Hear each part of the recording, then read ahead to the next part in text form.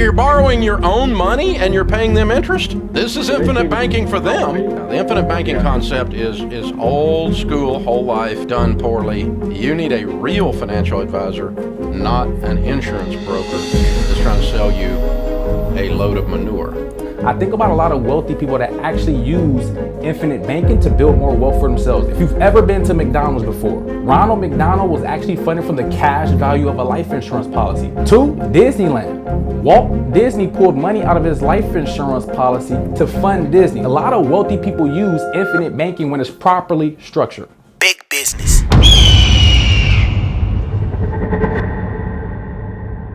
What's going on? It's Joe Smith, aka Mr. Businessman _, host of the YouTube channel Big Business, where it's a lot of wealth talk. We're talking about identity, mindset, infinite banking concepts, what a lot of wealthy people do to accumulate more wealth. And we're about to dive into an interview that Dave Ramsey had about the infinite banking concept and how it was a scam. And we're about to break it down on what a lot of wealthy people actually do use infinite banking to build more wealth for themselves. And this is the IRS's language. They are instead a refund of a deliberate overcharge. So they overcharge you in order to give you some money later to make you feel like you're making money off of them. And it's absolute hogwash. It's a pass-through. Mathematically, it's a pass-through. It's the way it has to be. It's the legal definition of the freaking company, and the IRS says so. So here what Dave Ramsey is talking about, he's saying, hey, these companies pay out dividends. And if the dividend is typically an overcharge of what you're actually paying for your life insurance policy. First off, I would say this, you need to sit down with a licensed professional who knows exactly what they're talking about. And there's typically 3 types of insurance companies and how they actually pay out the cash value of a life insurance policy using infinite banking. So number 1 is a mutual insurance company where they typically take dividends. Number 2 is a stock insurance company where shareholders own stock in the company and they simply pay them a dividend. And then number 3 is fraternity, where there's no shareholders, no stockholders. It simply goes back to the policyholder. So make sure you're sitting down with a licensed professional that knows exactly which company is the best for you. Exactly. And whose money is this? Right. That you're borrowing your own money and you're paying them interest? Yep. This is infinite banking for them. Yeah. Yeah, the infinite banking concept is old school, whole life, done poorly. You need a real financial advisor, not an insurance broker that's trying to sell you a load of manure. So what he's talking about here is he's saying, hey, this is whole life insurance simply done wrong. You have to sit down with a licensed professional who knows exactly how to properly structure a proper infinite banking concept policy where you have minimum death benefit, max accumulation. I think about a lot of wealthy people that actually use infinite banking to build more wealth for themselves. If you've ever been to McDonald's before, Ronald McDonald was actually funded from the cash value of a life insurance policy. Interesting, infinite banking. 2, Disneyland. Walt Disney pulled money out of his life insurance policy to fund Disney. So without infinite banking, there would be no Disneyland. There would be no Goofy. There would be no Mickey Mouse, simply from understanding a proper structured infinite banking policy. And then 3, Foster's Farms chicken. If you've ever had their chicken before, it's that frozen chicken in the freezer. They actually pulled out $1,000 from their life insurance policy, bought multiple acres and turned it into a multi-billion-dollar business. And then finally, JCPenney. JCPenney, before they were actually going into debt, they pulled money out of their life insurance policy to pay their employees using the infinite banking concepts. A lot of wealthy people use infinite banking when it's properly structured. The other thing is that your cash values that are sitting there all die with you. So whatever cash you put into this is equals 0 at your death, because they only pay the face value. Pru does not have a policy. Northwestern Mutual does not have a policy that pays more than the face value, except Universal Life Bs, which are not in infinite banking products. And Universal Product B is where they charge more than they usually charge, which basically buys the insurance so they can still keep your money. So again, you have to make sure there are 2 different strategies when you're using option A and option B. And what he's talking about is if you have a whole life insurance policy and you pass away, they're only going to give you the death benefit, which is the highest amount, and all that cash accumulation, the insurance company is going to keep it. That is correct. But if you choose option B, you'll be able to receive the death benefit and the cash value. So if you have $100K sitting in cash, you have a $500K death benefit, you'll receive that full $600,000 death benefit passed down to the family tax-free. Now, there is a proper way to make sure it's structured to make sure that you get the full benefits to where you're not paying more for insurance, you're paying more to accumulate more cash. And that's called minimum death benefit, max accumulation. So you have to sit down with a professional that knows exactly what they're doing, because there are two different ways to structure it. But if you have a professional that knows what they're doing, you don't have to worry about what's going on. You're properly taken care of, and you're building more wealth for you and your family. Is the way the math actually works on this. So you're dealing with one of the most expensive insurance products in the marketplace. If you're dealing with either one of those two companies, I would stay completely away from both of them. They're everyone in the financial field except people that work for them, we all think they're a joke. All of us. Anyone who's academically trained or has any kind of CFP or anything else, when someone says they work for Northwestern Mutual, we just kind of laugh and go, yeah, right, you screw people every day. Yeah, so, dude, you need to get away from them, and you need to go get a real financial advisor that can help you do some real investing that takes into consideration your low risk tolerance. Low risk tolerance does not need to lead you to losing your money, 100% of the cash invested at death. Yeah. That's a bad risk tolerance thing. So you need to move on, dude. You need to move on. But because the whole thing of the dividends are paying for it is such a joke, because the dividends are the refund of a deliberate overcharge. So who's paying for it?